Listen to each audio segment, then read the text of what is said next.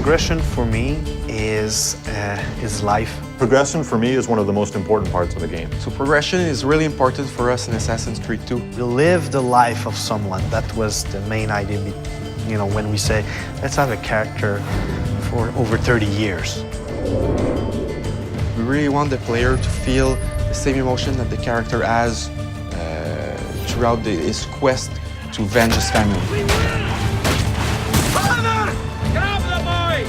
I'll kill you for what you've done! Our game begins in 1476 and it ends in 1503. So it's a considerable span of years for a video game. It's the height of the Italian Renaissance. This is when the most beautiful paintings, the greatest sculptures, the most wonderful architecture are all being built and created.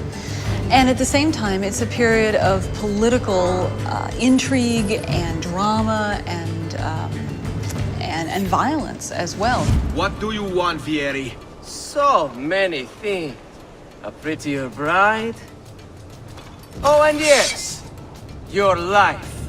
There was a lot of really sparks of energy and interesting ideas that happened during that period. We also want our character to go through a change.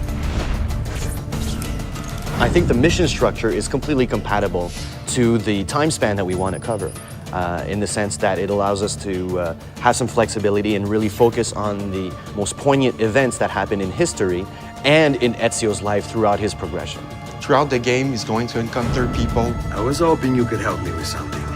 He will have friends that will teach him abilities. He will be taught fighting by his uncle.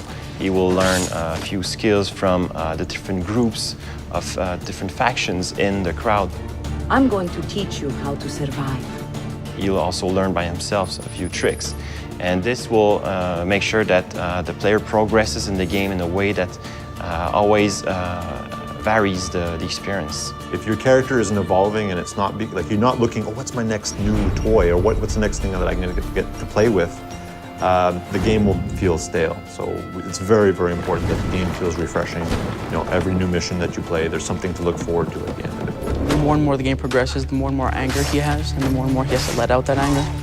So the moves just keep coming and coming and coming on what he can do with the different weapons that he has. You start with just basic sword attacks and the ability to defend yourself. And then we introduce disarming and counter kills, and then from there it all opens up.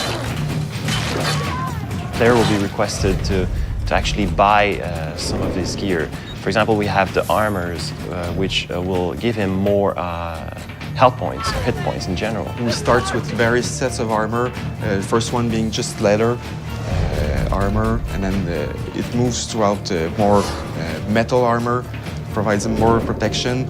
In AC1, we sort of gave the player, without any choice, this is what you're going to learn next.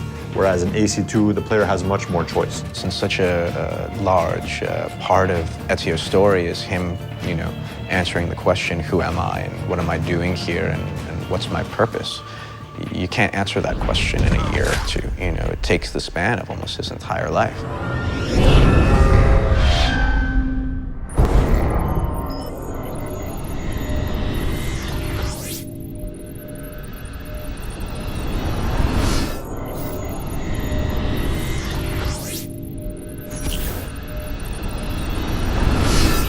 Somewhere on a rooftop, there's a hero in a hood.